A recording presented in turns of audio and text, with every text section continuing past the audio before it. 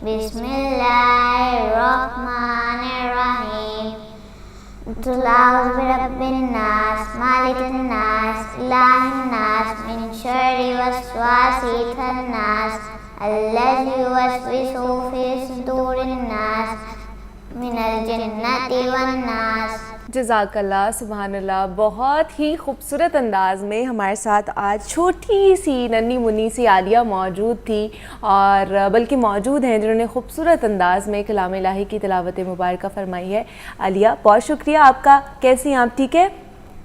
چلیں جی، اپنے لاہور نیوز کی ٹرانسمیشن ہے روح رمضان، اس میں آپ سب لوگوں کو خوش آمدید کہتے ہیں، اور میں ہوں آپ کی میزبان منیبہ آصف، اس امید کے ساتھ کہ آپ لوگ اس وقت جہاں کہیں بھی ہوں گے خیریت سے ہوں گے، اپنا خیال رکھ رہے ہوں گے، اور ساتھ ہی ساتھ اپنے چاہنے والوں کا بھی خوب خیال رکھ رہے ہوں گے۔ آج خاص طور پر ہم نے جناب، کیونکہ یہ طاق راتوں کا سلسلہ شروع ہو چکا ہے، آخری عشرے میں ہم آ گئے، آخری عشرے میں جو لیلۃ القدر کی تلاش ہے وہ شروع ہو چکی ہے۔ تو رمضان المبارک ہزاروں رحمتوں، برکتوں اور سعادتوں کا مہینہ جسے کہا جاتا ہے، اور یہ خالق کائنات کی طرف سے انسانیت کے لیے ایک عظیم الشان تحفہ بھی ہے، جس کا ہر لمحہ، ہر گھڑی نہایت ہی قیمتی ہے۔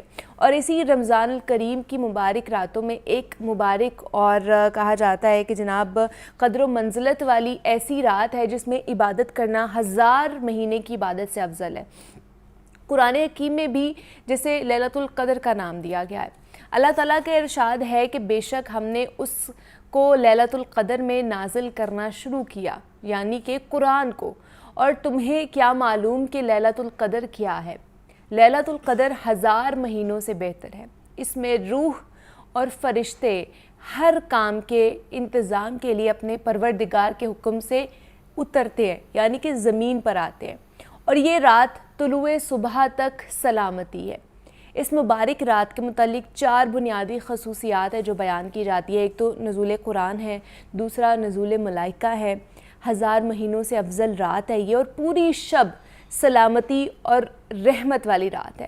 اس مبارک رات کی اتنی قدر و منزلت ہے کہ اس کی ایک رات کی عبادت 83 برس 4 ماہ کی عبادتوں سے بھی افضل ہے۔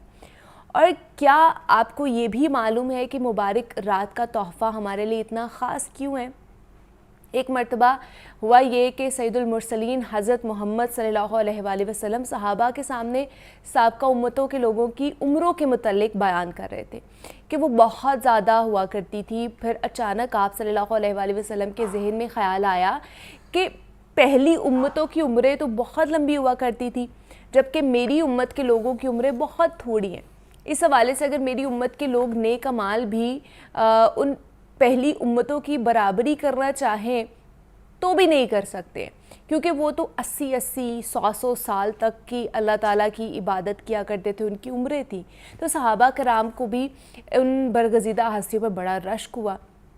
اس وقت جبرائیل علیہ السلام آپ صلی اللہ علیہ وآلہ وسلم کی بارگاہ میں حاضر ہوئے، اور انہوں نے عرض کیا کہ اے نبی محترم صلی اللہ علیہ وآلہ وسلم، آپ کی امت کے لوگ ان سابقہ لوگوں کی 80 سالہ عبادت پر رشک کر رہے ہیں۔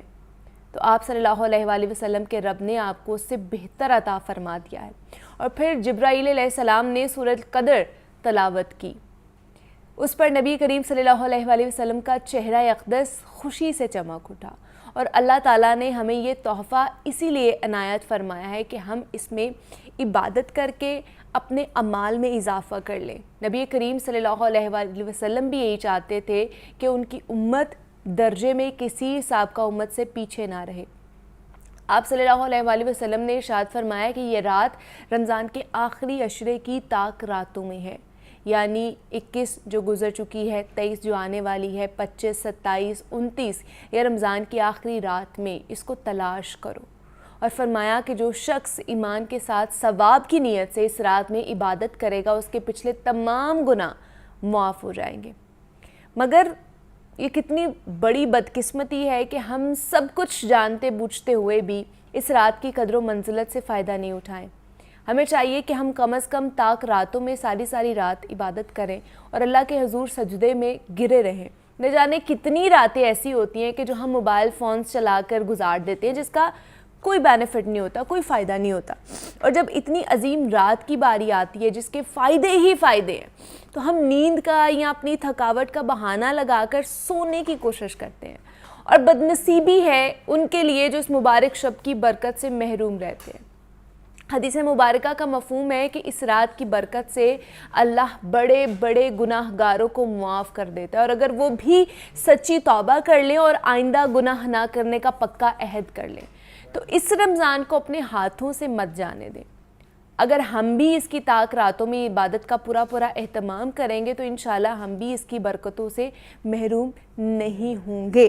تو کیونکہ ایک شب قدر تو آپ سمجھ لیں کہ گزر چکی ہے, ایک طاق رات گزر چکی ہے, مزید آنے والی ہیں, اور ان کا اچھے طریقے سے اہتمام کریں, عبادتوں کا سلسلہ اپنا جاری رکھیں اور لیلۃ القدر اس میں ڈھونڈنے کی کوشش کریں. بہت سے لوگ کہتے ہیں کہ شاید 27ویں کی رات ہی لیلۃ القدر کی رات ہے. ایسا نہیں ہے. اللہ نے قرآن پاک میں کہا ہے کہ ان 5 راتوں میں کوئی بھی رات ہو سکتی ہے, صرف ایک رات کے ساتھ منسوب نہیں کیا گیا. ہمارے یہاں پہ اہتمام کے ساتھ صرف 27ویں کی رات ہی عبادت کی جاتی ہے, لیکن ان 5 راتوں میں تلاش کرو. وہ 21 میں بھی ہو سکتی ہے, وہ 23 میں بھی ہو سکتی ہے, وہ 27 میں بھی ہو سکتی ہے, 29 میں بھی ہو سکتی ہے. یہ آپ نے تلاش کرنا ہے, کسی ایک کے ساتھ منسوب نہیں کرنا ہے. تو اللہ پاک ہمیں توفیق عطا فرمائے کہ ہم اس کی لیلۃ القدر کی جو رات ہے اور اس کو تلاش کریں. تو اسی نوٹ پر ایک چھوٹی سی بریک لیں گے, لیکن بریک پہ جانے سے پہلے ہمارے ساتھ دانش بھی موجود ہیں جو ہمیں خوبصورت سی نعت ہے وہ سنائیں گے. تو دانش سنائیے ہمیں. اللہم صلی علی سیدنا مولانا محمد. اللہم صلی علی سیدنا مولانا محمد. ہم نے آنکھوں سے دیکھا نہیں ہے مگر, ہم نے آنکھوں سے دیکھا نہیں ہے مگر, ان کی تصویر سینے میں موجود ہے. جس نے لا کر کلام الہی دیا, جس نے لا کر کلام الہی دیا, وہ محمد مدینے میں موجود ہے. پھول کھلتے ہیں پڑھ پڑھ کے صلی علی, پھول کھلتے ہیں پڑھ پڑھ کے صلی علی. جھوم کر کہہ رہی ہے یہ باد صبا, ایسی خوشبو چمن کے گلوں میں کہاں, ایسی خوشبو چمن کے گلوں میں کہاں, جو نبی کے پسینے میں موجود ہے. ہم نے آنکھوں سے دیکھا نہیں ہے مگر, ہم نے آنکھوں سے دیکھا نہیں ہے مگر, ان کی تصویر سینے میں موجود ہے. جس نے لا کر کلام الہی دیا, جس نے لا کر کلام الہی دیا, وہ محمد مدینے میں موجود ہے.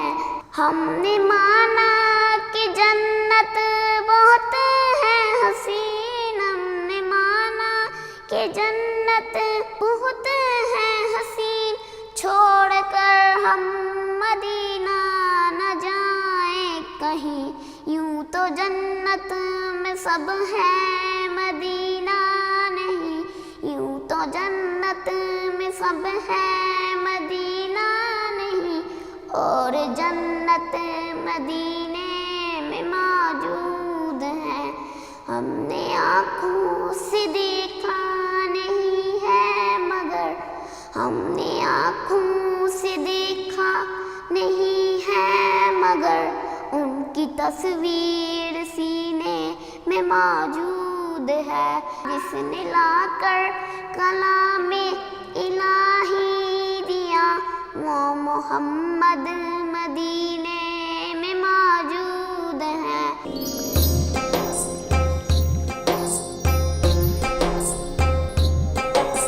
روح رحمت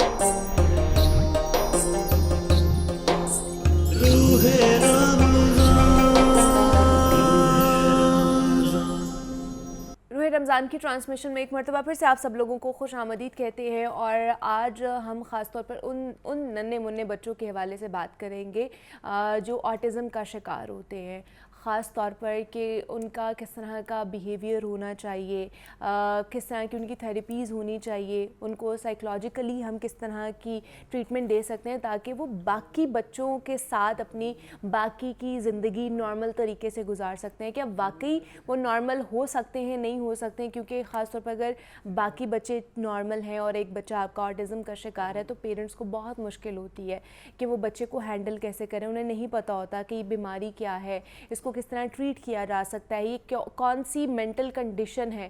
تو اس پر خاص طور پر ہم نے بات کرنی ہے. اس پر بات کرنے کے لیے دو گیسٹ ہمارے ساتھ ان اسٹوڈیوز میں موجود ہیں. ڈاکٹر اسمارہ ہیں، ڈاکٹر ان نیورولوجی ہیں، نیورولوجسٹ ہیں. ڈاکٹر اسمارہ آپ کو بھی ویلکم کہتے ہیں ٹرانسمیشن میں. کیسی ہیں آپ؟ میں بالکل ٹھیک، آپ کیسی ہیں؟ میں بھی بالکل ٹھیک ٹھاک. اور طیبہ ولید کاردار نے بھی ہمیں جوائن کیا ہے جو کہ چائلڈ سائیکالوجسٹ ہیں. طیبہ آپ کو بھی ویلکم کہتی ہوں ٹرانسمیشن میں. کیسی ہیں آپ؟ ٹھیک ٹھاک الحمدللہ، آپ سنائیں؟ میں بھی بالکل ٹھیک ٹھاک. اچھا، سب سے پہلے تو ڈاکٹر اسمارہ آپ ہی سے اسٹارٹ کروں گی، کیونکہ اس کو مینٹل ڈیزیز کے ساتھ اس کو لنک کیا جاتا ہے. تو کون کون سی ایسی پرابلمز ہو سکتی ہیں، مینٹل پرابلم ہو سکتی ہیں، یا دماغی کیا کیا مسئلے ہو سکتے ہیں اور کن وجہ سے ہو سکتے ہیں؟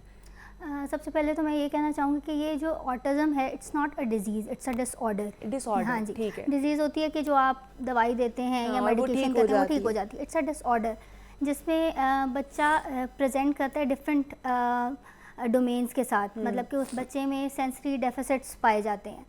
فزیکلی بچہ نارمل ہوتا ہے لیکن سینسری ڈسٹربنسز جو آپ کہہ سکتے ہیں، جیسے the word autism itself says auto means self. تو بیسیکلی جو آٹزم ہے اس میں یہ ہے کہ بچے کی جو اسپیشل تھنگ یہ ہے کہ بچہ جو اپنے آپ کو آئسولیٹ کر لیتا ہے، سوشل انٹریکشن نہیں کرتا، سوشلائز نہیں کرتا اپنے آپ کو. پیرنٹس سے جو بیہیویئر ہوتا ہے بچوں کا وہ نہیں رہتا. The child doesn't want to go and پلے.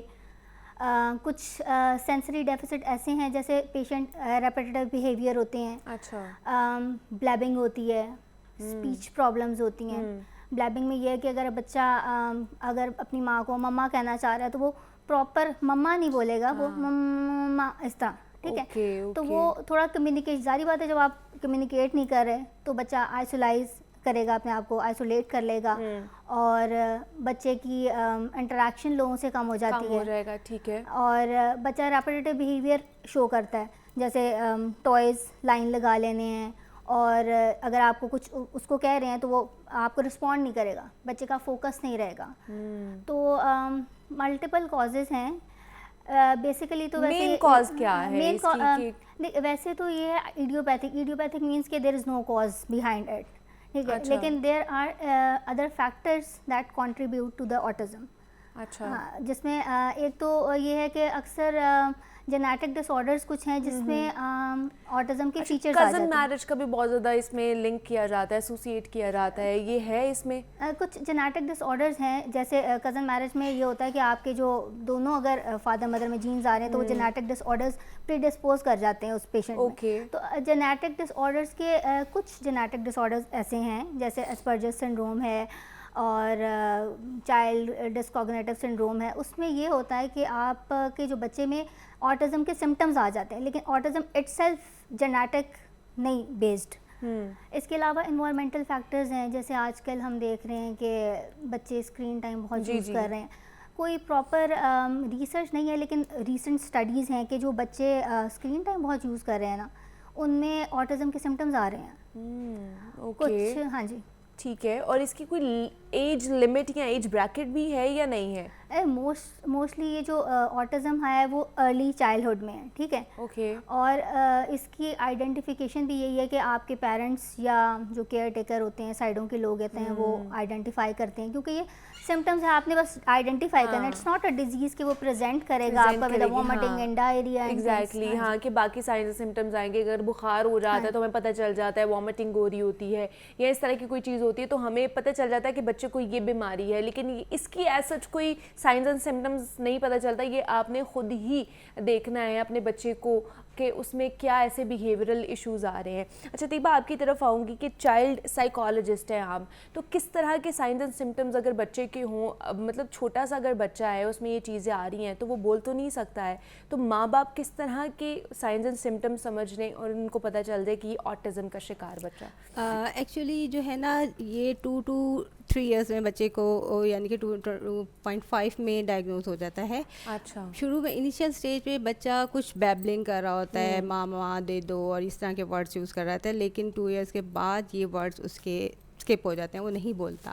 ٹھیک ہے, اور سوشلائز نہیں ہوتا ہے, وہ ایک ہی جگہ بیٹھ کے وہ کھیلتا رہے گا, بیٹھا ہوا ہے, ہم نے اس کو کچھ کہا ہے, سوشل کمیونیکیشن نہیں ہوتی اس کی. تو اس طرح اگر پیرنٹس دیکھ رہے ہیں اپنے بچے کو کہ جی وہ ایک جگہ بیٹھا ہے, باقی جو بچے ہیں وہ ایک 2 ایئرس کا بچہ یا 1 ایئر کا بچہ جو ہوتا ہے وہ سوشلائز ہوتا ہے, لوگوں کے ساتھ کھیل لیتا ہے, رسپونڈ کرتا ہے, مدر کی بات پہ رسپونڈ کرتا ہے. پیرنٹس اگر جا رہے ہیں کہیں تو وہ اس کو پتہ چل جائے گا, وہ پیچھے جائے گا, یا باہر جانے کو وہ کہتا ہے. ٹھیک ہے نا. تو اگر اس طرح کے سائنس اس کے اندر نہیں ہیں کہ وہ بچہ جو ہے بالکل نہیں کر رہا, ایک جگہ بیٹھا ہے, ٹاور بنایا جا رہا ہے یا ہینڈ فلیپنگ کیے جا رہا ہے, ٹھیک ہے, یا ڈفرینٹ نوائز نکال رہا ہے, تو اس کے اندر جو ہے وہ اس کے سائنس اور سمٹمس ہوتے ہیں. اور پیرنٹس کو جو ہے نا ارلی انٹرونشن کرنی چاہیے. اچھا, تاکہ جو ہے بچہ ہمارے پاس جلدی آئے, اس کو ہم تھیراپی اسٹارٹ کریں, اور اس کے بیہیویئر ایشو پہ ہم سب سے پہلے کام کرتے ہیں کہ بچے کے جو بیہیویئر ایشو پہ کام کریں گے تو پھر اس کی اسپیچ اور باقی جو ہے سوشلائزیشن پہ کام ہوگا.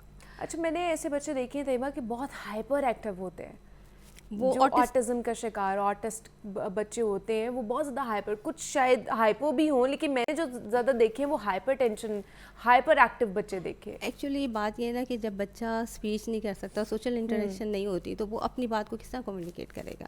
پیرنٹس کو بھی نہیں پتہ چلتا اور کسی کو بھی نہیں پتہ چلتا, وہ اپنی بات کو بتانے کے لیے وہ ذرا ہائپر ہو جاتا ہے. اور اس کے ساتھ آٹزم کے ساتھ ADHD اس کے ساتھ آ جاتا ہے, جس میں بچہ جو ہے نا ہائپر ایکٹیو ہوتا ہے. تو پیرنٹس کو چاہیے کہ اگر ان کو یہ پتہ چل گیا ہے, یا کمپیئر کر لیں. دیکھیں, اگر کسی فیملی میں کوئی ایسا بچہ نہیں تھا تو اس کے ڈیولپمنٹل مائلسٹون کے ساتھ اس کو کمپیئر کر لیں کہ اچھا چلو ہمارا بڑا بچہ جو تھا وہ اتنے سال میں 1 ایئر میں 2 ایئرز میں بولنا شروع ہو گیا تھا. ٹھیک ہے نا. تو اس کو دیکھیں گے وہ 2.5 ایئرز میں نہیں بولا, تو دیکھیں ورڈ کریں کہ کیوں نہیں وہ بچہ ہو رہا, وہ تھراپسٹ کے پاس لے کے جائیں, بیٹھے نہ رہیں. کیونکہ دیکھیں جتنی جلدی اس کو ہم لے کے جائیں گے اتنی جلدی اس کی تھراپیز آئیں گی, اور اباؤٹ ٹو نارمل ہم ان کو کر سکتے ہیں. 100% تو کیور نہیں ہوتے, لیکن اباؤٹ ٹو نارمل ہو سکتے ہیں. اور ان کو ہر وقت ہمیں تھوڑا سا میں یہ بات کروں گی کہ اس دفعہ کی جو تھیم ہے نا انوائرمنٹل اڈاپٹیشن ہے, کہ انوائرمنٹل, اب ہم لوگ جو ہے مانتے ہی نہیں ہیں اس بات کو. ٹرو, کہ ہم اس چیز کو ایکسیپٹ ہی نہیں کرتے ہیں کہ جی ہمارا بچہ ایسا ہے. پہلے تو پیرنٹس کی ایکسیپٹنس ہوگی, اس کے بعد گھر والوں کی ایکسیپٹنس ہوگی, پھر ریلیٹیوس کی, سوسائٹی کی ایکسیپٹنس ہوگی. ٹھیک ہے نا. جب سب ایکسیپٹ کریں گے تو پھر وہ کہیں تھراپسٹ کے پاس لے کے آئیں گے. اور پیرنٹس کو تب تک شاید بہت زیادہ دیر ہو جاتی ہے. تو اسی لیے جب اگر ارلی کر لیں گے تو وہ بچہ اگر 3 ایئرس کا 2 ایئرس کا ہمارے پاس آ جاتا ہے تو 5 ایئرس تک وہ بچہ کافی بہتر ہو جاتا ہے, اس کے بیہیویئر پہ کام ہو جاتا ہے, اس کی اسپیچ ہو جاتی ہے, اس کی سوشلائزیشن پہ ہم کام کر لیتے ہیں. تو پھر جو ہے یہ بچہ جو ہے بہتر ہو جاتا ہے, اس کو ہم نارمل اسکولس کے اندر. گھر کا بیہیویئر کس طرح ہونا چاہیے اگر سپوز کہ باقی بچے 2-3 بچے جو وہ نارمل ہیں اور یہ ایک بچہ آٹزم کا شکار ہے, تو پیرنٹس کو کس طرح چیزیں اس کے اوپر زیادہ فوکس کرنا چاہیے یا باقی بچوں کو بھی دیکھنا چاہیے, کیا کرنا چاہیے اس ٹائم؟ اس کو انگیج رکھنا چاہیے بچے کو ہر وقت. آپ یہ ایک بہت ٹف ٹائم ہے پیرنٹس کے لیے, یہ بہت ٹف ٹائم ہے کہ وہ ایک تو ایکسیپٹ کر رہے ہیں کہ ہمارا بچہ ایسا ہے, اور اس کو پھر اس کے لیے اس کو انگیج کرنا پیرنٹس کے لیے بہت مشکل ہوتا ہے. بچے کے لیول پہ آ کے کریں, ان کو رائمس کے تھرو, ان کو ہمٹی ڈمٹی, پاسنگ دا پلو, اس طرح انوالو کریں. جب بچہ انوالو ہوگا تو پھر وہ سوشلائز ہوگا, اس کا بیہیویئر بہتر ہوگا. اور باقی جو اگر 3 ایئر سے بڑا, لیکن کیا یہ ہمیں ان کو شو کروانا چاہیے کہ وہ ایک اسپیشل بچے ہیں, یا ان کو ہمیں یہ شو کرانا چاہیے کہ وہ باقی بچوں کی طرح نارمل ہے؟ نہیں, ہمیں نہیں شو کروانا چاہیے کہ وہ اسپیشل بچے ہیں. ٹھیک ہے نا. اگر آپ ایز اے اسپیشل ٹریٹ کرو گے, کھانا بھی ہم اس کو ڈال رہے ہیں, کپڑے بھی ہم خود پہنا رہے ہیں, طرف زیادہ ٹینڈنسی ہوتی ہے نا کہ کوئی بچہ ایسا ہے یا کسی بھی ویکنیس کا شکار ہے تو ہم اس کی طرف زیادہ ہو جاتے ہیں. لیکن پیار یہ نہیں ہے کہ آپ اس کو کھانا بھی کھلا رہے ہو, اس کے کپڑے بھی چینج کر رہے ہو, اس کو کر ہی نہیں رہے, بگاڑنا نہیں ہے. موبائل دے کے اسکرین ٹائمنگ اس کی آپ نے دے دی ہے, تو اس طرح یہ نہیں کام کرنا. ہاں, اگر بچہ ایسا ہے تو پیرنٹس اس کے ساتھ ٹائم گزاریں, پازیٹیو ٹائم گزاریں, کوالٹی آف ٹائم گزاریں, اور اسی طرح جو بہن بھائی ہیں ان کو بھی اس کے ساتھ انوالو ہونا چاہیے. یہ نہیں کہ ایک جگہ بٹھا دیں, جہاں وہ بیٹھا ہے کمفرٹیبل کر رہا ہے وہیں پہ بیٹھ کے اس کے ساتھ رائمس پڑھ لیں, اس کو سوشل انٹریکٹ کریں, اس کو باہر لے کے جائیں. گھر کا جو ماحول ہے, انوائرمنٹ ہے, وہ پازیٹیو ایٹ لیسٹ ہونا چاہیے. ماں باپ کو ایکسیپٹینس ہونی چاہیے کہ ہمارا بچہ اگر آٹزم کا شکار ہے تو ہم نے اس کو کس طرح لے کر چلنا ہے, اس کی کس طرح ہم نے ٹریٹمنٹ کروانا ہے. سب سے پہلے یہ ایکسیپٹینس آپ نے کرنی ہے, تبھی جو سوسائٹی ہے نا ان کو اچھے طریقے سے ایکسیپٹ کریں گے, ورنہ کوئی بھی ایکسیپٹ نہیں کرتا ہے اگر ہمارے گھر میں ایکسیپٹینس نہیں ہوتی ہے. تو ہم آٹزم کے اوپر بات کرتے تھے. ڈاکٹر اسمارہ ہمارے ساتھ موجود تھی. Asmara, thank you so much for coming here. اور طیبہ ولید نے بھی ہمیں جوائن کیا تھا. طیبہ, آپ کا بھی بہت شکریہ کہ آپ بھی یہاں پر آئیں. اور یہاں پہ ایک چھوٹی سی بریک لیتے ہیں اور ملتے ہیں اس بریک کے بعد.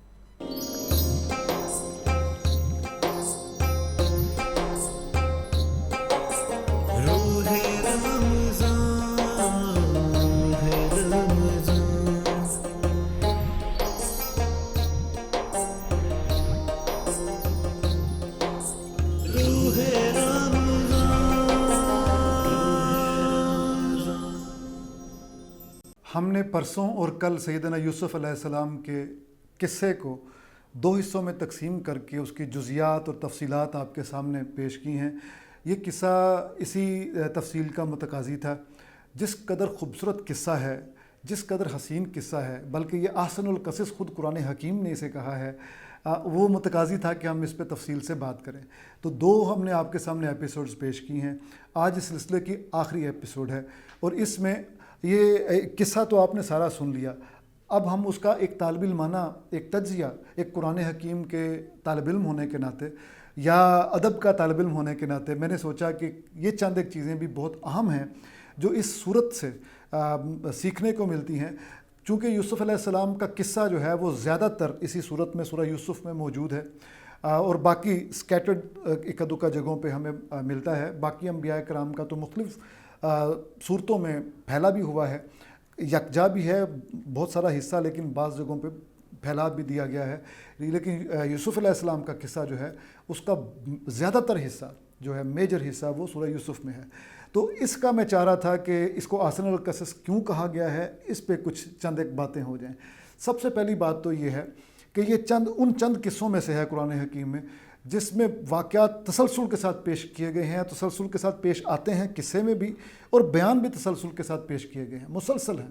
خواب سے شروع ہوتا ہے معاملہ, اور جہاں پہ آگے جیسے جیسے واقعات آگے بڑھتے ہیں تو ایک کے بعد دوسرا واقعہ, دوسرے کے ساتھ تیسرا واقعہ, واقعے کے ساتھ جڑا ہوا واقعہ, کمپیکٹنس جو اس میں ہے, جس طریقے سے بنا ہوا ہے جیسے سویٹر یا جیسے فیبرک یا کپڑا بنا ہوتا ہے کہ تانے کے ساتھ بانا, اس طرح یہ واقعہ جو ہے نا وہ جڑا ہوا ہے. قرآن حکیم نے انتہائی خوبصورت الفاظ میں اس کو جوڑا, اس کو بنایا, اس کو سنوارا اور نبی کریم صلی اللہ علیہ وسلم پر اتارا, اور جو عربی دان تھے ان کے سامنے پیش کیا, اور وہ ظاہر ہے دنگ رہ گئے اور گونگ رہ گئے کہ ایسا عالی شان قصہ. ایک تو قصے کے طور پہ یہ احسن القصص, اور اوپر سے اس کی ڈکشن. تو دوسرا پوائنٹ اس کا یہی ہے کہ اس کی ڈکشن اتنی شاندار ہے کہ آپ باقی جو قصص الانبیاء دیکھیں, خاص طور پہ مکی صورتیں اور جو پہلے سپارے جو ہیں, تقریباً 29ویں سپارے سے پہلے جتنے بھی سپارے ہیں, بلکہ 28ویں پارے سے کہنا چاہیے, زیادہ تر جو قرآن حکیم ہے اس سے پہلے والا,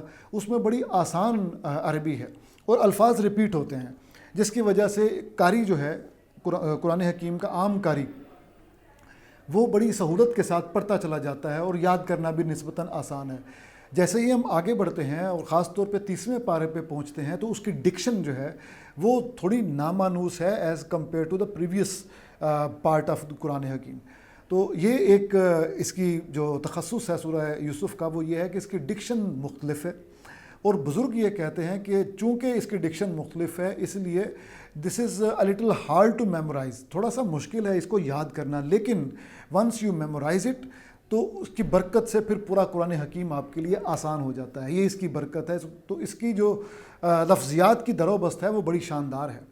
ٹھیک ہے, احسن القصص کیوں ہے یہ میں عرض کر رہا ہوں, تسلسل ہے, اس کی ڈکشن بہت اچھی ہے. تیسری بہت ہی اہم بات وہ یہ ہے کہ جو قصہ ہوتا ہے, کہانی ہوتی ہے, اس کو جس طریقے سے پلاٹ کیا جاتا ہے, the way it is plotted, the way it is told, وہ بڑی ہی امپورٹنٹ چیز ہے. کہ اس کے ٹوسٹ کہاں آتے ہیں, اس کا کلائمیکس کہاں آتا ہے, اس کا انٹروڈکشن کہاں ہے. تو وہ میں عرض کرتا چلوں کوئکلی اگر میں کر پاؤں کہ اس کہانی کا آغاز ہوتا ہے خواب سے. تو خواب پہلی ہی جو یعنی تیسری آیت بنتی ہے ویسے سورت کی, اور پہلا بیان جو منسوب ہے یوسف علیہ السلام سے وہ خواب ہے جو اپنے والد سے بیان کرتے ہیں کہ 11 ستارے ہیں اور ایک چاند اور ایک سورج اور مجھے سجدہ کر رہے ہیں. تو یہ آپ سمجھ لیجئے کہ تھیسس ہو گیا. اور جو اس کا جو اینٹی تھیسس ہے وہ یہ ہے والد کا منع کرنا کہ یہ خواب لیکن تم اپنے بھائیوں کو نہ بتانا. یعنی ہم ایک اچھے قصے کا کہ جب خصوصیات بیان کرتے ہیں تو اس کا یہ بیان کرتے ہیں کہ قصہ دراصل کانفلکٹ ہوتا ہے, کشمکش کا بیان ہوتا ہے قصہ. جتنی تگڑی کشمکش ہوگی اتنا تگڑا قصہ ہوگا اور اتنا خوبصورت بنے گا. تو اس میں دیکھیے کشمکش جو ہے وہ کانفلکٹ جو ہے وہ بالکل شروع میں ہی اس کو انٹروڈیوس کروا دیا گیا, ہر اچھی داستان اور ہر اچھے قصے کی طرح. ایک تو یہ دیکھیے کتنی مزے کی بات ہے, یعنی یہ کیوں احسن القصص ہے. اس کے بعد جیسے جیسے یہ قصہ آگے بڑھتا ہے تو ہم ٹیکنیکلی کہتے ہیں کہ یہ پروگریشن کے فیز میں چلا گیا, اور اس پروگریشن میں بار بار اتار چڑھاؤ آ رہے ہیں.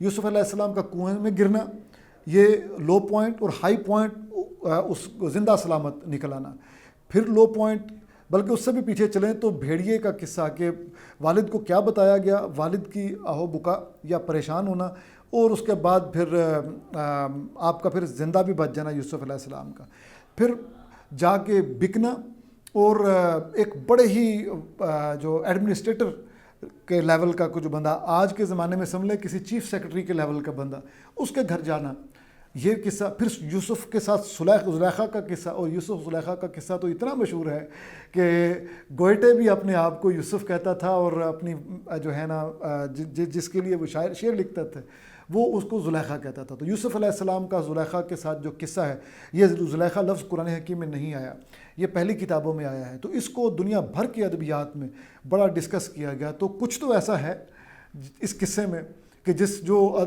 ہر ادیب کو یہ اٹریکٹ کرتا ہے, کسی بھی زبان کا ہو. تو یہ احسن القصص اسی وجہ سے ہے کہ ایک اور پوائنٹ آتا ہے جہاں پہ یہ ایک داستان آتی ہے, اور اس داستان کے بعد پھر آپ کو قید میں ڈال دیا جاتا ہے, اور جس طریقے سے قید سے یہ نکالا جاتا ہے وہ بھی ایک عجیب و غریب بات ہے. یعنی مسلسل ٹوسٹس جس کو ہم سب پلاٹس کہتے ہیں, ٹیکنیکلی سب پلاٹس چل رہے ہیں. مین کہانی چل رہی ہے یوسف علیہ السلام کی, لیکن اس میں سب پلاٹ چلتے ہیں, اور ہر سب پلاٹ کا اپنا انٹروڈکشن ہے, اپنا پروگریشن ہے, اپنا کلائمیکس ہے اور اپنا ریزولوشن ہے. خیر, اس کہانی کا پھر کلائمیکس کیا ہے اوورآل سورہ یوسف کا, یا قصہ یوسف کا کلائمیکس کیا ہے, وہ کلائمیکس ہے جب ان کے بھائی آتے ہیں, آپ پہچان جاتے ہیں اور بنیامین کو بتا دیتے ہیں کہ میں آپ کا بھائی ہوں, اور ان کو واپس بھیج دیتے ہیں اور لے کے آتے ہیں ان کو, اپنے والدین کو, سارے خاندان کو لے کے آتے ہیں. تو یہ کلائمیکس کے چند ایک واقعات ہیں. تو کلائمیکس بالکل جو کلائمیکس کا بھی اپنا عروج ہے وہ یہ ہے کہ بھائی پوچھتے ہیں اب دربار میں کھڑے ہو کے کہ آپ ہمارے ساتھ کیا سلوک کریں گے. تو ادھر وہاں والدین بھی موجود ہیں تخت پہ. سورہ یوسف میں جس طرح کے ذکر ہے والدین کا, جو پرانی کتابیں ہیں اس میں بتایا گیا کہ والدہ نہیں تھی, لیکن سورہ یوسف میں والدہ کا ذکر بھی ہے. پرانی کتابوں کے مطابق ریچل, راخل یہ نام ہے آپ کی والدہ کا, اور کہا یہ جاتا ہے کہ آپ کہ بچپن میں ہی وہ فوت ہو گئی تھی, لیکن قرآن حکیم سے ہمیں پتہ چلتا ہے کہ والدین موجود تھے آپ کے ساتھ تخت پہ. بہرحال تو وہ جو کلائمیکس ہے وہ ان کا پوچھنا, اور اس کا جو ریزولوشن ہے وہ سجدہ تعظیمی ہے کہ آپ نے معاف کر دیا اور سجدہ تعظیمی آپ نے کر دیا. تو آپ دیکھیں کہ آج کے جدید دور میں بھی جب کوئی کہانی لکھی جاتی ہے یا اس کو کسی اسکرین کے لیے ڈھالا جاتا ہے تو یہی this is how the story is plotted, the main story is plotted. تو آپ سوچ رہے ہوں گے کہ شاید یہی وجہ ہو کہ جو مسلمانوں کے علاوہ دیگر اقوام ہیں انہوں نے یوسف علیہ السلام کے قصے کی ڈرامائی تشکیل کی ہے اور اس کی سیریز بنائی ہے اور قسطوں میں اس کو دکھایا گیا اور پوری دنیا میں بڑا پاپولر ہوا. چونکہ ہم مسلمانوں میں تصویر کشی کے بارے میں تحفظات ہیں علماء کرام کے, اور فلم بنانا خاص طور پہ مناسب نہیں ہے. دی میسج کو علماء کرام نے اس لیے اس کو اجازت دے دی کہ اس میں نبی کریم صلی اللہ علیہ وسلم کا آپ کا چہرہ مبارک بھی نہیں دکھایا گیا, جو صحابہ کرام ہیں ان کا بھی نہیں دکھایا گیا. تو اس لیے انہوں نے کہا کہ چلیں جو غیر اقوام ہیں ان تک یہ میسج پہنچانا آسان ہو جائے گا, تو ان علماء کرام نے اس کی اجازت دے دی. بہرحال تو قصہ یوسف میں تمام وہ جو عناصر ہیں داستان کے قصے کے وہ پائے جاتے ہیں. اور اس کے علاوہ خواب ہی سے شروع ہوتا ہے. ایک اور خوبصورتی اس کی، خواب ہی سے شروع ہوتا ہے یہ قصہ، اور خواب کی تعبیر پہ یوسف علیہ السلام کہتے ہیں کہ دیکھیں یہی وہ خواب تھا، اور بیچ میں سارے واقعات گزرتے ہیں. تو ہم یہ کہتے ہیں کہ اس طرح یہ داستان اپنا کل، اپنا دائرہ مکمل کرتی ہے، کل بناتی ہے. اور علاوہ ازیں ہم یہ دیکھتے ہیں کہ قصہ سنانے کا ایک مقصد بھی ہوتا ہے، اور اس قصے کو سنانے کا مقصد کئی تھے. ایک تو یہ کہ نبی کریم صلی اللہ علیہ وسلم کی نبوت جس پہ کہ کویسچن مارک لگایا گیا اور آپ کو ٹیسٹ کرنے کے لیے پوچھا گیا کہ بنی اسرائیل مصر کیسے پہنچے، تو آپ نے اس صورت کی شکل میں جواب دیا، سورہ یوسف کی شکل میں جواب دیا. ایک تو یہ مسکت یعنی سائلنسنگ آنسر یہ مل گیا کفار کو. دوسرا یہ ہوا کہ آپ کو صرف جواب ہی نہیں ملا بلکہ ایک تنبیہ بھی ہوئی، ایک وعید بھی ملی کفار کو کہ اگر آپ نے اس بھائی کو، آپ کے قریشی ہاشمی بھائی ہیں، اس بھائی کے ساتھ وہی سلوک جو ہے نا وہ روا رکھنا بند نہ کیا تو آپ کے ساتھ بھی ایک دن آپ کو بھی سرنڈر کرنا پڑے گا. تو کفار نے نہیں کیا، یہ والا تنبیہ سے نہیں سیکھے، حتیٰ کہ نبی کریم صلی اللہ علیہ وسلم کے معاذ اللہ قتل کے منصوبے بناتے رہے. جیسے یوسف علیہ السلام کو تقریباً قتل ہی کر دیا تھا، وہ تو یہودا نے کہا کہ اس کو قتل نہ کریں، کنویں میں پھینک دیں. تو پھر وہی ہوا، آپ کو بھی سجدہ تعظیمی ملا، یوسف علیہ السلام کو بھی، اور نبی کریم صلی اللہ علیہ وسلم کے سامنے بھی سب نے فتح مکہ پہ سرنڈر کیا اور فتح مبین ملی آپ کو. تو اس کے کئی حسین پہلو ہیں. ایک اور پہلو یہ احسن القصص کیوں ہے، اس لیے ہے کہ وہ قصہ ہی کیا جس کا آخر پہ اخلاقی سبق نہ ہو، اس کا مورل آف دا سٹوری نہ ہو. تو اس کے کئی اخلاقی اسباق ہیں. ایک یہ کہ صبر کرنا چاہیے، جس طرح صبر جمیل کیا یعقوب علیہ السلام نے. دوسرا یہ کہ بھائی حسد کرتے ہیں اور اس معاشرے میں حاسد موجود ہوتے ہیں، اور اپنی کامیابی کو بڑھا چڑھا کے پیش نہیں کرنا چاہیے، بلکہ تب تک پیش نہیں، جب تک کامیاب ہو نہ جائیں تب تک اپنے ارادوں کو چھپا کے رکھنا چاہیے. یہ بھی اس کا ایک سبق ہے. اس کے علاوہ اس کا ایک بڑا شاندار سبق ہے کہ ساری دنیا کے لٹریچر میں ماں بیٹے کے رشتے پہ بہت لکھا گیا ہے، لیکن یہ باپ بیٹے کے رشتے کی شان میں یہ صورت اتری ہے. اور کیا عالی شان وہ ہے. یعقوب علیہ السلام کی بینائی کا چلے جانا، پھر کرتا یا قمیض لگنا اور بینائی کا واپس آ جانا، اور آپ کا اپنے بیٹے کی جو یاد میں آہیں بھرنا، اور کیا خوبصورتی ہے اس قصے میں.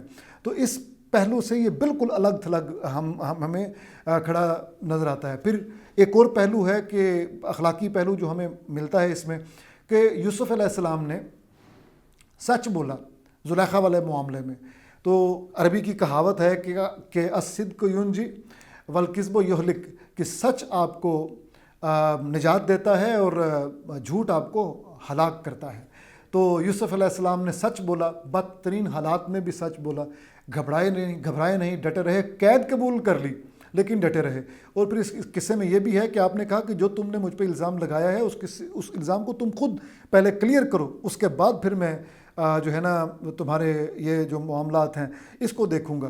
خواب کی تعبیر بتائی بادشاہ کو. تو یہاں پہ ایک اور پہلو بھی ہے کہ اس صورت نے ہمیں یہ بھی بتایا، سورہ یوسف نے، کہ تعبیر الرؤیا باقاعدہ ایک علم ہے، اور خواب نامہ یوسفی کا ذکر ہوتا ہے. اس کے علاوہ جدید دنیا میں فرائیڈ نے دا انٹرپریٹیشن آف ڈریمز اس پر باقاعدہ کتاب لکھی. تو ہم خواب میں دیکھے گئے واقعات کو محض وہم کے طور پہ نہیں لے سکتے، نہیں ٹال سکتے. وہ چاہے فرائیڈین سائڈ سے آ جائیں، اس کی معنویت ہوتی ہے، یا جو قرآن حکیم کا جو ٹیکسٹ ہے اس کی ایک معنویت ہوتی ہے. تو ہم مسلمان تو اس بات پہ ہمارا ایک ایمان ہے کہ خواب میں بہت سارے اشارے مل جاتے ہیں. تو بہرحال یہ ایک پہلو تھا اس کا.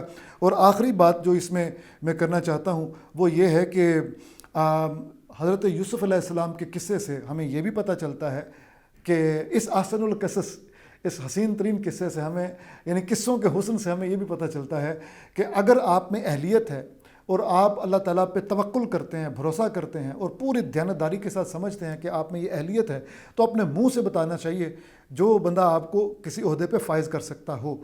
یہ اہلیت آپ کو خود بتانا چاہیے. تو اس لیے جو میرے نوجوان دوست ہیں وہ یہ جھوٹ تو بالکل نہیں بولنا. اگر آپ میں اہلیت ہے تو سی وی میں لکھ دیں، اور وہ اپنے پورے کانفیڈنس کے ساتھ پہ جب انٹرویو کے لیے بلایا جائے تو آپ اس کو ڈیفینڈ کریں کہ جی ہاں مجھ میں یہ اہلیت ہے، میں آپ کی اس طرح سروسز کر سکتا ہوں. سیدنا یوسف علیہ السلام نے بھی یہی کیا کہ یہ کنجیاں میرے حوالے کر دیں, اور دکھایا کہ آپ نے بہترین طریقے سے مینیج کیا.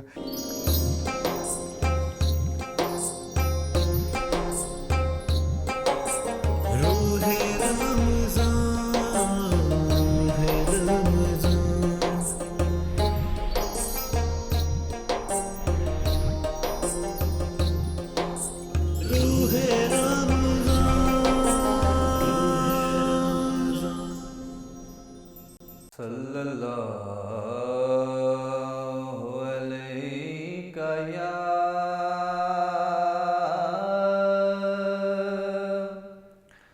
رسول اللہ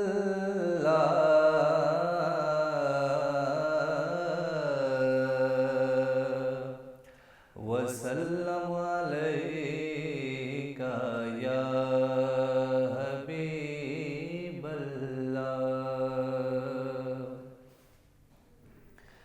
اے رسول امین خاتم المرسلین,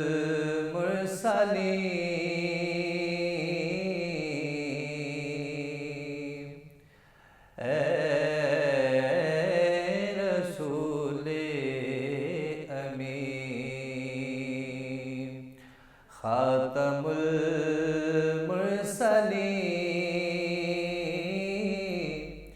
تجھ سا کوئی نہیں,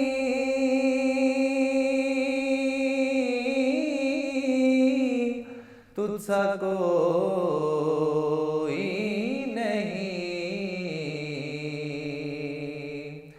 ہے عقیدہ یہ اپنا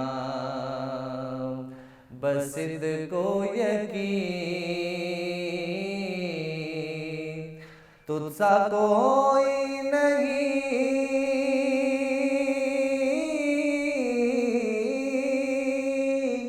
تجھ سا کوئی نہیں, اے رسول امین.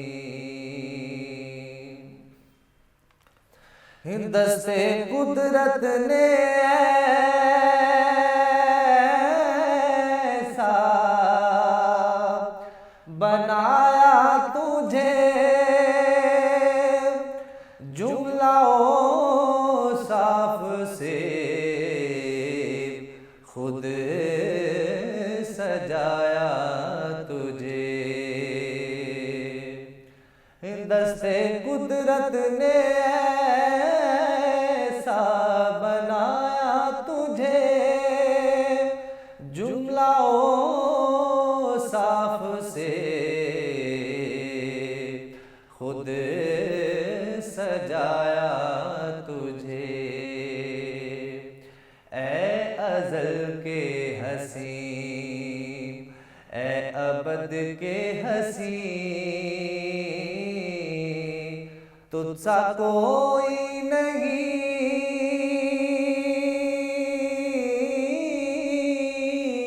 تجھ سا کوئی نہیں, اے رسول امین. اور بزم کونین پگھیلے سجائی گئی, پھر تیری ذات منظر پہ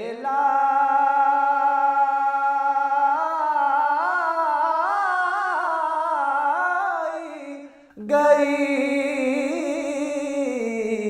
بزم کونین پگھیلے سجائی گئی, پھر تیری ذات منظر پہ لائی گئی.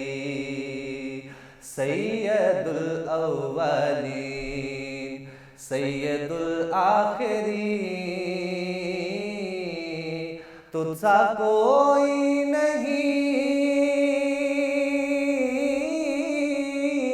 تجھ سا کوئی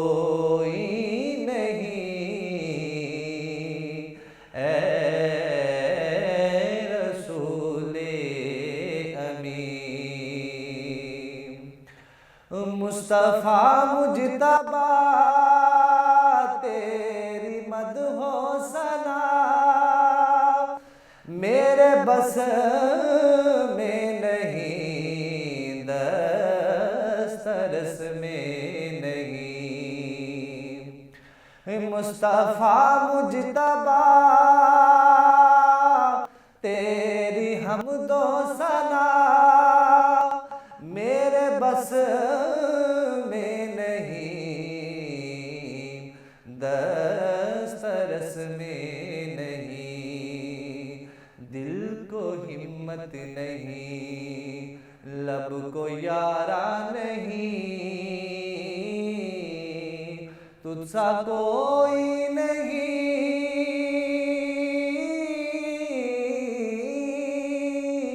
تجھ سا کوئی نہیں،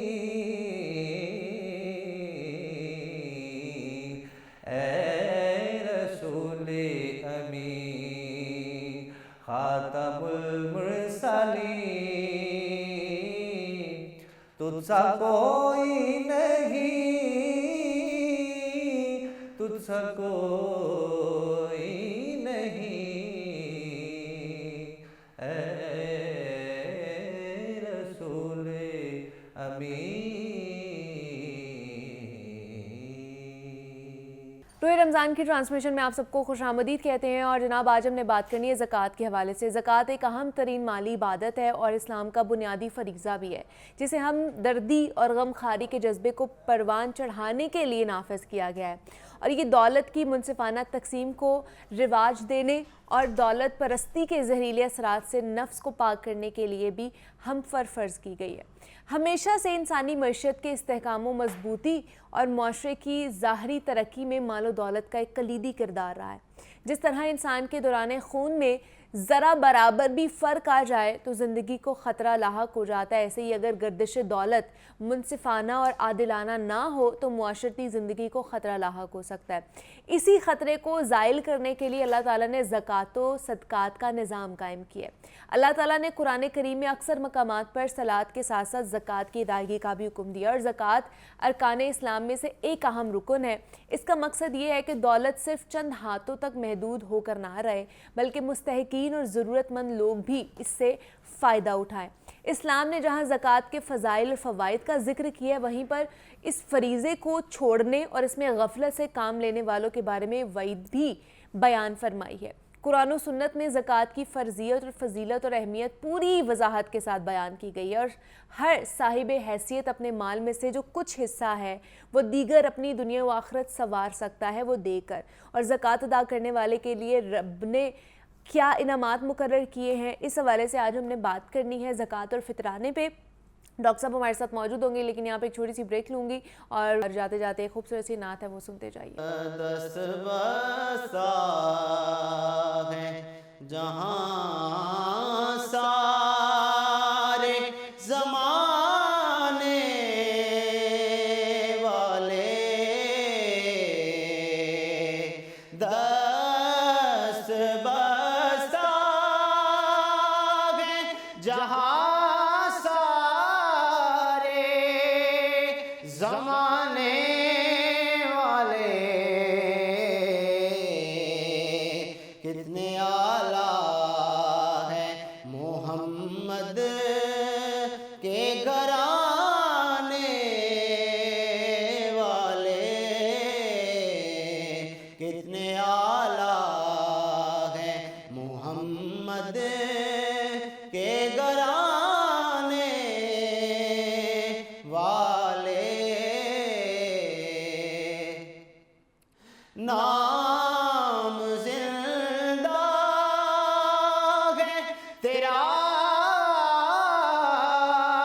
آج بھی ابن زہرا، نام زندہ ہے تیرا آج بھی ابن زہرا،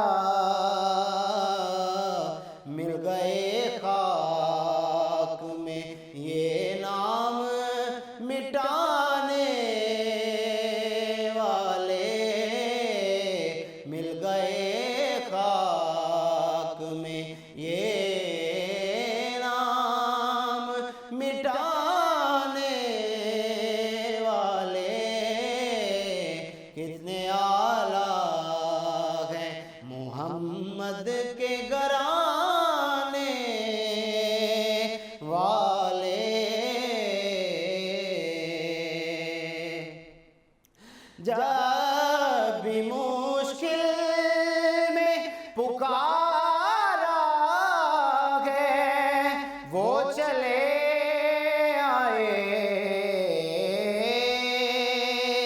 جب بھی مشکل میں پکارا ہے وہ چلے آئے کتنے لجپال ہیں پنجتن کے گھرانے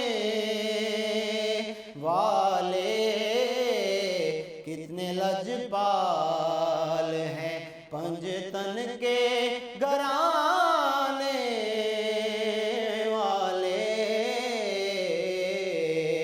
کٹ کے شبیر نے کربلا میں کیا یہ ثابت کٹ کے شبیر نے کربلا میں کیا یہ ثابت اس طرح ہوتے ہیں وعدہ نبھانے والے کتنے اعلیٰ ہیں محمد کے گھرانے والے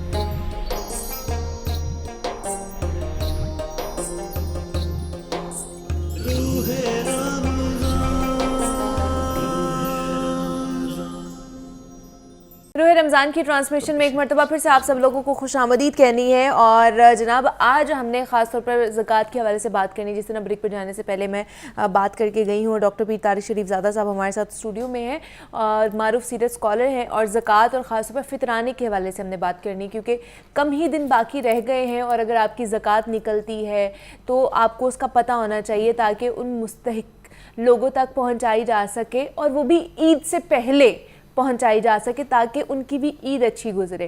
کیونکہ فطرانہ تو ہم نے عید کے دن ہی دینا ہوتا ہے تو زکوٰۃ ایٹ لیسٹ ہمیں پہلے دینی چاہیے تاکہ ان کا کچھ نہ کچھ بن سکے. تو ڈاکٹر صاحب سب سے پہلے تو زکوٰۃ دینے کا کتنا فائدہ ہے اور نہ دینے کا کتنا نقصان ہے؟ بسم رب محمد کریم علیہ الصلوۃ والتسلیم. سب سے پہلے تو یادآوری کا شکریہ. اور آج کا عنوان بھی بہت براہ راست انسانی زندگیوں کے ساتھ وابستہ ہے.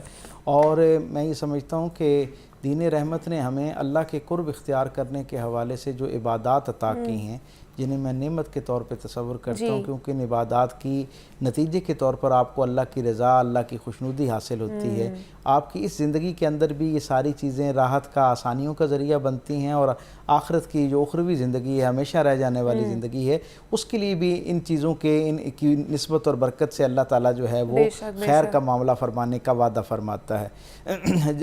عبادات کا جو تعلق ہے اس کی نسبت سے ہم سب جانتے ہیں کہ دینی رحمت میں 3 طرح کی عبادات پائی جاتی ہیں. ایک وہ عبادات ہیں جو بدنی عبادات ہیں جن میں خالص انسانی جسمانی مشقت جو ہے جس میں شامل ہے جیسے نماز ہے. اسی طرح روزہ ہے یہ جسمانی مشقت کی پر مبنی عبادات ہیں. اسی طرح دوسری عبادات بدنی عبادات کے بعد جو ہیں وہ مالی عبادات ہیں یعنی وہ عبادتیں جن کے اندر آپ کا مال جو ہے وہ براہ راست خرچ ہوتا ہے اور اس کی وجہ سے اللہ تعالیٰ آپ کو جو ہے اللہ کی رضا اور خوشنودی جو ہے وہ حاصل ہوتی ہے جس کا ایک بہت براہ راست حوالہ جو ہے وہ زکوٰۃ کے طور پر ہے. ایون صدقات بھی اس کے ذیل میں آتے ہیں اور باقی وہ سارا کے سارا انفاق فی سبیل اللہ کی ساری اقسام اللہ کے راستے میں خرچ کرنے کی وہ ساری قسمیں جو اللہ کی رضا کا ذریعہ بنتی ہیں وہ ساری مالی عبادات میں آتی ہیں. اور ایک عبادات ذیلی طور پہ ویسے ضمنی طور پہ دوستوں کو بتاتا چلوں کہ تیسری عبادت کی جو قسم ہے اسے مرکب عبادات کہتے ہیں. مرکب عبادت وہ ہوتی ہے جس کے اندر آپ کا مال بھی خرچ ہو رہا ہوتا ہے اور جسمانی مشقت بھی آپ کو کرنا پڑتی ہے. جیسے حج ہے اس کے اندر آپ کا مال بھی خرچ ہو رہا ہوتا ہے اور آپ کو جسمانی مشقت سے گزرنا پڑتا ہے. تو دین رحمت اتنا خوبصورت دین ہے کہ یہ زندگی کے تمام شعبوں کو ظاہری طور پر یہ آپ کی روحانی بالدگی کا ذریعہ بن رہا ہوتا ہے اللہ کے قرب کا آپ کے لیے ذریعہ بن رہا ہوتا ہے لیکن اس سے معاشرے کو بھی بہت سارا خیر جو ہے وہ پہنچ رہا ہوتا ہے.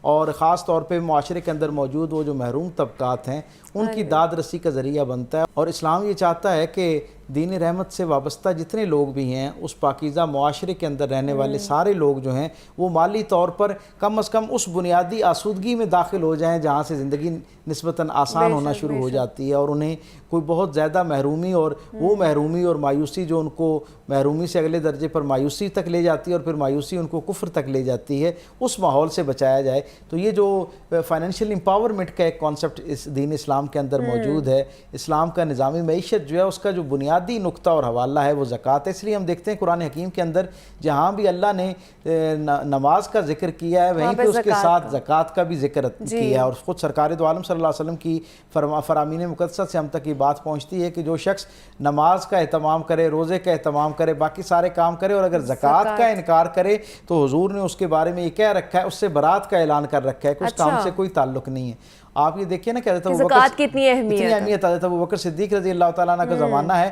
خلافت حضور کے وصال کے فوراً بعد، تو جو باقی کچھ ایک گروہ ایسا نکل آیا جس نے کہا جی ہم زکوٰۃ نہیں دیں گے، یہ سرکار کے زمانے میں تھا، رسول اللہ صلی اللہ علیہ وسلم کے دور میں جو تھا وہ ہم دیتے تھے لیکن اب ہم نہیں دیں گے۔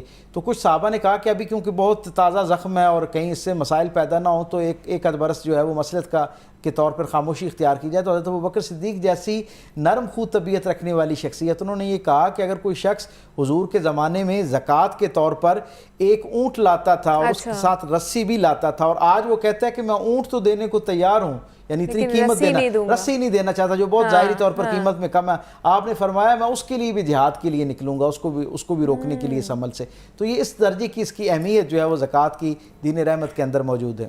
اور یہ کس طرح آپ کے مال کو پاک کرتا ہے؟ کہتے ہیں نا کہ آپ کے مال کو پاک کر دیتا ہے اگر آپ زکوٰۃ دیتے ہیں۔ اور دوسرا یہ کہ بہت زیادہ یہ کامن کویسچن بھی ہے، لوگ پھر بھی کنفیوز ہو جاتے ہیں کہ کتنے پہ آپ کی زکوٰۃ بنتی ہے، آپ کے پاس کتنا مال و دولت ہونا چاہیے تو آپ کو زکوٰۃ فرض ہو جاتی ہے؟ اس کے لیے بہت سادہ سی بات ہے کہ آپ کو سال بھر کے لیے صاحب نصاب ہونا آپ کی شرط ہے۔ اور اس میں کیا کیا چیزیں آتی ہیں؟ ہر عاقل بالغ شخص جس کے اپنے وسائل سال بھر صاحب نصاب رہے ہیں۔ صاحب نصاب کون ہوتا ہے؟ صاحب نصاب وہ ہوتا ہے جس کے پاس 52.5 تولہ چاندی جو ہے اس کی 52.5 تولہ چاندی موجود ہو، یا اس کے برابر اس کے پاس رقم موجود ہو، اس کے پاس رقم موجود ہو، یا اگر چاندی نہیں ہے تو سونا جو ہے وہ 7.5 تولہ سونے جو ہے موجود ہو، جو آج کل کی گرامز کے حساب سے کوئی 85 گرام بنتا ہے غالباً۔ تو اتنا جو ہے وہ آپ کے پاس موجود ہونا چاہیے جو سال بھر رہے۔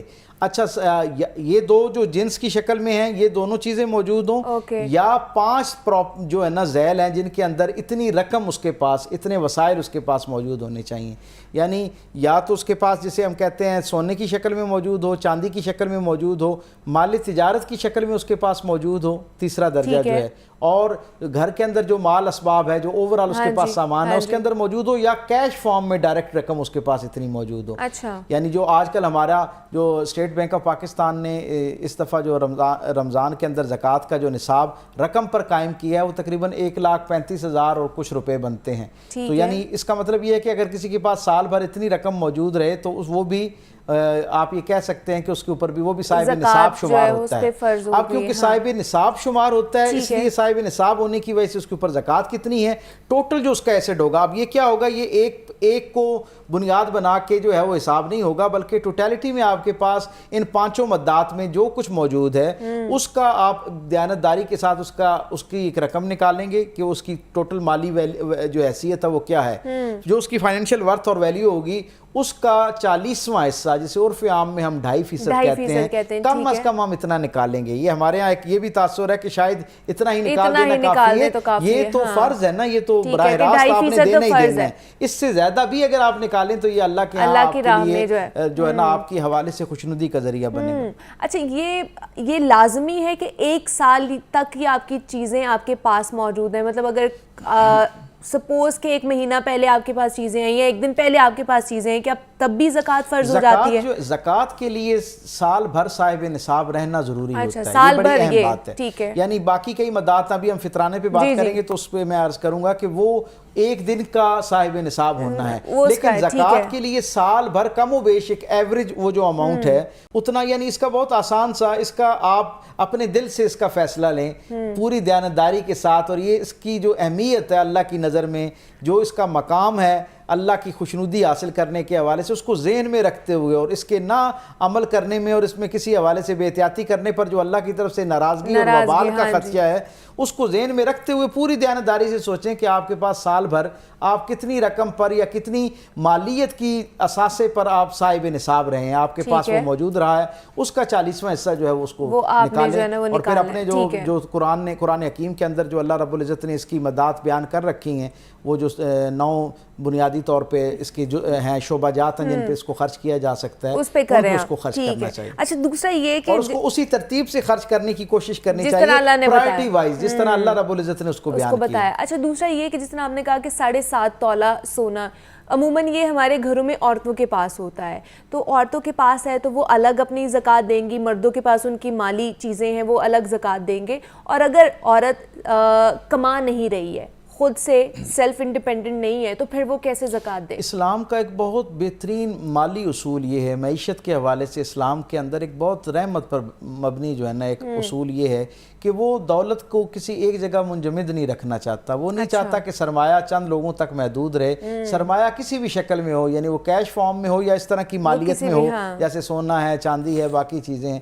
تو اس لیے اسلام یہ چاہتا ہے کہ جو چیز آپ کی ضرورت سے اضافی ہے، جو چیز صاحب نصاب ہونے کا یہ بھی ایک بنیادی شرط ہے کہ جو چیز آپ کی ضرورت سے اضافی ہے، جو آپ کے استعمال میں نہیں ہے، اس کے اوپر آپ نے زکوٰۃ دینی ہے۔ لیکن سونا اور چاندی کیونکہ یہ رقم کو ایک جگہ جمود کر دینے کا ایک ذریعہ بنتی ہے، اس لیے دین نے یہ کہا ہے کہ اگر کوئی خاتون سونا چاندی 7.5 تولہ اپنے استعمال میں روزانہ کی بنیاد پہ رکھتی ہے تب بھی اس کو زکوٰۃ دینا پڑے گی۔ اچھا اگر وہ خود صاحب نصاب ہے پھر تو اگر کما رہی ہے، صاحب معاش ہے اس کو کہتے ہیں، اگر وہ صاحب معاش ہے یعنی اس کا اپنا سورس آف انکم ہے تو پھر تو اس میں سے نکالنا چاہیے، زیادہ افضل ہے۔ گو کہ اس کے گھر میں سے کوئی بھی نکال سکتا ہے، لیکن وہ زیادہ افضل یہ ہے کہ وہ اپنے معاش میں سے نکالے، اپنے سورس آف انکم میں سے اس کو نکالے۔ بالفرض کسی وجہ سے عورت کے پاس جیسے سسرال سے، میکے سے، بہن بھائیوں کی طرف سے، ایون بیٹوں کی طرف سے، بچوں کی طرف سے بعض دفعہ گفٹ ملتا ہے، شوہر کی طرف سے ملتا ہے، ایسی صورت کے اندر اگر وہ صاحب نصاب ہے اور صاحب معاش نہیں ہے، یعنی اس کا ذریعہ معاش کوئی نہیں ہے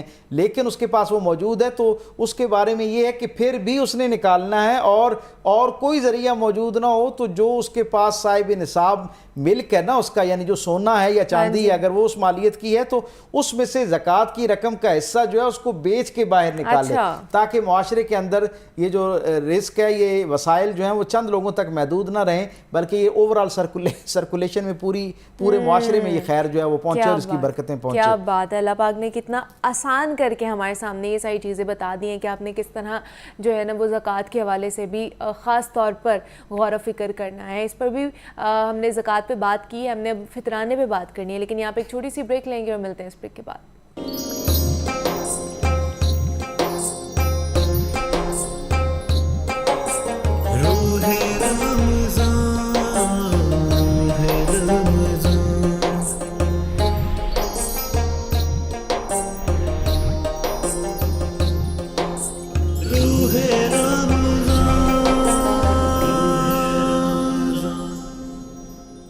روح رمضان کی ٹرانسمیشن میں ایک مرتبہ پھر سے آپ سب لوگوں کو خوش آمدید کہتے ہیں، اور زکوٰۃ اور فطرانے پہ ہم بات کر رہے ہیں۔ تو ڈاکٹر صاحب یہ تو ہم نے بتا دیا ہے کہ ہم نے زکوٰۃ کس طرح نکالنی ہے، لیکن کس طرح دینی ہے یا کس کو دینی ہے، یہ بھی تو بڑا امپورٹنٹ ہے کہ وہ مستحق ہے بھی ہے کہ نہیں ہے۔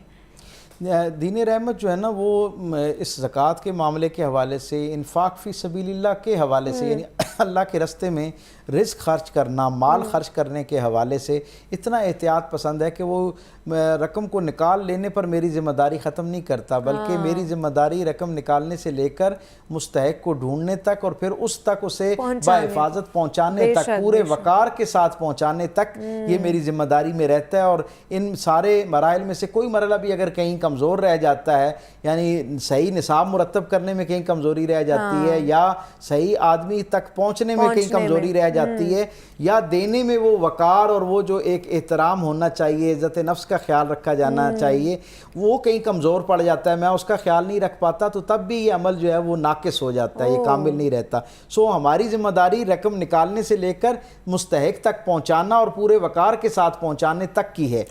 اب کون لوگ ہیں جن پہ اس کو خرچ کرنا ہے، تو قرآن حکیم کے اندر اللہ رب العزت نے اس کی مداد بھی واضح طور پر بیان کر دی ہیں، یعنی اس میں سب سے پہلے یتیم کا حق ہے، پھر مساکین کا حق ہے، پھر مساکین کے بعد یعنی یتیم کا حق ہے، فقیر کا حق ہے۔ فقیر وہ ہے جس کو جو بالکل اس کے پاس کچھ نہیں ہے، اور مسکین وہ ہے کہ جس کے پاس کچھ ہے تو صحیح لیکن اتنا نہیں ہے کہ جس کے ساتھ اس کا پیٹ بھر جائے، اور وہ اتنا باوقار ہے کہ وہ فقیر کی طرح جو ہے وہ صدا بلند نہیں کرتا، وہ مانگتا نہیں ہے، تو ان تک پہنچانا زیادہ جو ہے اللہ اس کو پسند فرماتا ہے کہ ان لوگوں کو ان کے وقار کو مجروح کیے بغیر انہیں تلاش کیا جائے، اور پھر یہ ان کے وقار کو ذہن میں رکھتے ہوئے پورے احترام اور پوشیدگی کے ساتھ ان تک اس کو پہنچایا جائے۔ پھر اسی طرح دین یہ کہتا ہے کہ وہ لوگ جو جن کی تالیفیں جو نئے نئے اسلام میں داخل ہوئے اور ظاہرہ انہوں نے اپنا گھر بار چھوڑا ہے، ان پر کچھ مشقتیں ہیں، تو ان لوگوں کے لیے جو ہے ان کی دلجوئی کے لیے اس پر خرچ کیا جانا چاہیے تاکہ وہ اپنی روزمرہ زندگی جو ہے اس کو بحال کر سکیں، معمول پر لا سکیں، اور رزق کی اس طرح کی انتہا درجے کی تنگی کہیں ان کو دین سے واپس نہ لوٹا دے،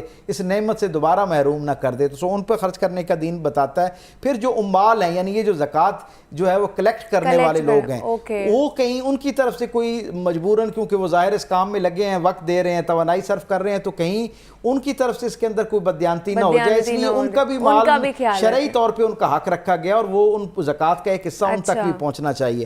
پھر دینی رحمت ہمیں یہ بتاتا ہے کہ وہ لوگ جنہوں نے جن کی جانیں جو ہیں کسی جگہ پہ وہ پھنسے ہوئے ہیں، جیسے قیدی ہیں مثال کے طور پہ، یا جیسے بہت ایک عام ہمارے معاشرے کے اندر سزائے موت کے ایسے لوگ موجود ہوتے ہیں جن کی دیت دے کر یعنی مال دے کر وہ رسا کو راضی کیا جا سکتا ہے، ان سے معافی لی جا سکتی ہے، اور گویا ملزم جو ہے یا مجرم جو ہے اس کی جان بچائی جا سکتی ہے، تو اس پر بھی اس کو خرچ کیا جا سکتا ہے۔ پھر اسی طرح دین رحمت جو ہے وہ یہ کہتا ہے کہ یہ جب آپ دینا شروع کریں، لوگوں کے اوپر خرچ کرنا شروع کریں، تو پھر آپ نے یہ بھی اہتمام کرنا ہے کہ ان ساری کیٹیگریز میں جب بھی پہلی کیٹیگری مثلا یتامہ کو آپ نے سوچنا ہے تو آپ نے دنیا کے دوسرے خطے میں بیٹھے ہوئے لوگوں کے بارے میں بعد میں سوچنا ہے، سب سے پہلے آپ نے اپنے عزیز و اقارب میں سوچنا ہے، پھر آپ نے اپنے محلے داروں اور قرابت دار جو ہیں آپ کے ارد گرد رہنے والے لوگ ہیں ان کے بارے میں سوچنا ہے، پھر اس سے ایک درجہ آگے جا کے ورک پلیس پہ وہ لوگ جنہیں آپ ذاتی حیثیت میں جانتے ہیں، جن کے بارے میں آپ کو تسلی ہے کہ واقعی یہ یتامہ کی کیٹیگری میں آتے ہیں، مساکین کی کیٹیگری میں آتے ہیں، فقراء کی کیٹیگری میں آتے ہیں،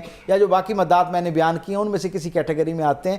آپ ذاتی حیثیت میں جب جانتے ہیں تو اتنا زیادہ یقین کے ساتھ آپ ان کو دے سکتے ہیں کیونکہ آپ ان کے حالات سے باخبر ہوتے ہیں۔ تو اس میں جو آپ کے ورک پلیس پر لوگ آپ کے ساتھ موجود ہیں ان کی طرف بھی آپ کی نظر جانی چاہیے، اور جو آپ کے گھروں میں کام کرنے والے ایسے لوگ ہیں جو آپ کے ملازمین ہیں، جنہیں ملازمین شاید کہنے سے بہتر ہے کہ معاونین کہا جائے، وہ جو ہمارے معاونین ہوتے ہیں ان پر بھی نظر رکھنی چاہیے، ان کے جو مالی حالات ہیں، ان کے گھریلو حالات جو ہیں ان کے حوالے سے بھی ہمیں باخبر رہنا چاہیے، اور یہ جو اللہ کی طرف سے خیر کا خزانہ ہے اس میں ان کو بھی شریک کرنا چاہیے۔ بے شک یہ وہ کیٹیگریز ہیں جن کو آپ جو ہے نا زکوٰۃ دے سکتے ہیں، اور اللہ پاک نے خود حکم دیا ہے کہ ان لوگوں کو تلاش کریں۔ اب فطرانے پہ آ جاتے ہیں کہ فطرانہ بھی ہمارے اوپر فرض کیا گیا ہے، اور وہ کب دینا چاہیے اور کتنا دینا چاہیے؟ فطرانہ جو ہے یہ رسول رحمت صلی اللہ علیہ وسلم نے یہ فرمایا ہے کہ رمضان المبارک کے اندر بندہ مومن جب روزہ رکھتا ہے تو روزہ اتنی اعلیٰ عرفہ اور اتنی احتیاط طلب عبادت ہے کہ جتنی بھی کوئی بندہ اس میں احتیاط کر لے کہیں نہ کہیں کسی نہ کسی درجے پہ کوئی کمزوری رہ جاتی ہے، یعنی بعض دفعہ آپ کے بولنے میں کوئی کمزوری رہ جاتی ہے جو اللہ کے ناپسندیدہ ہے، کہیں عبادت میں رہ جاتی ہے،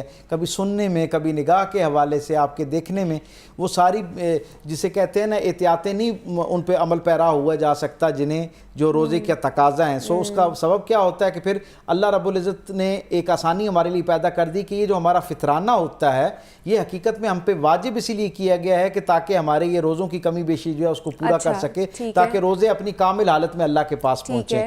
ہر وہ شخص جو عید والے دن کی صبح صاحب نصاب ہے اس کے اوپر فطرانہ واجب ہوتا ہے، گو کہ یہ اس سے پہلے بھی دیا جا سکتا ہے، رمضان میں بھی دیا جا سکتا ہے، رمضان کے بعد بھی رمضان سے پہلے بھی دیا جا سکتا ہے، اور یہ ساری زندگی آپ کے اوپر اس کا جو ہے نا اس کا واجب رہتا ہے، اس کی قضا نہیں ہوتی، اس کو زندگی میں ہی آپ نے ادا کرنا ہوتا ہے، اور آپ مثلا پچھلے کسی سال میں آپ سے کوئی کوتاہی ہو گئی، غفلت ہو گئی، آپ نہیں دے سکے تو وہ آپ کو ابھی دے دینا چاہیے۔